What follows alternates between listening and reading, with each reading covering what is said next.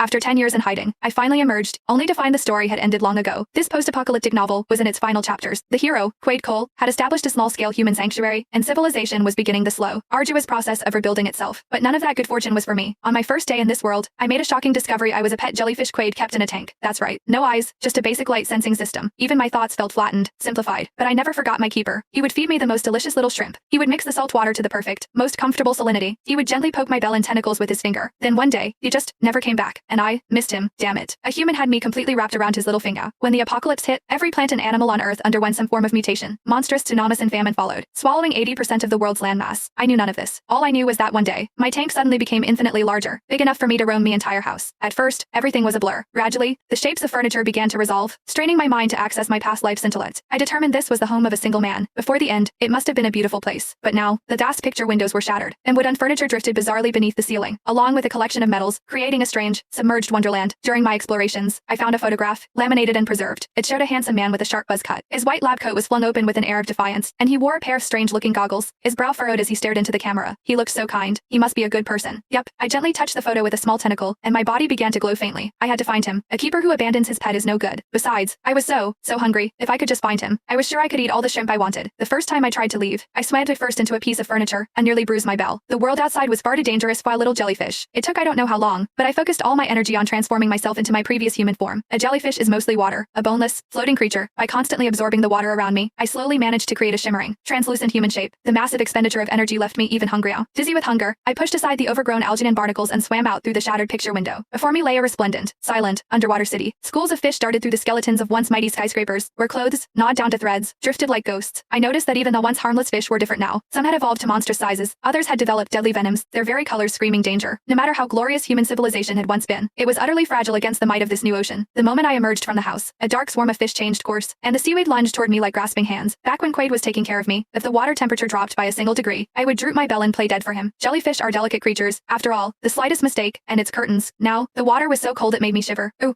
seaweed. I was just getting hungry, I said, plucking a large handful and munching on it as I swam. This fish probably doesn't have many bones. Let's see. I noticed some fish trying to bite me, but my body regenerated almost instantly. The jellyfish's healing ability is formidable. Doesn't taste great, though. Eek up, grimacing. I ate everything edible in the vicinity before pulling out the photograph again. On the back was an address. It seemed to be where my keeper used to work. I clapped my hands and set off with a determined swagger. Captain Cole, we're detecting an anomalous magnetic field in Zone Z. The man at the screen had a grim expression. You need to see this. It's coming from the dead zone, the area with the most severe marine mutations. We've lost personnel on every reconnaissance mission we've sent there. But now, the glaring red on the screen had faded significantly, which usually indicated a drop in the danger level. Yet, no one in the observation room looked relieved. A deep, cold voice cut through the tension. A new apex predator may have emerged. Once its mutation is complete, it will dominate all other life in its environment.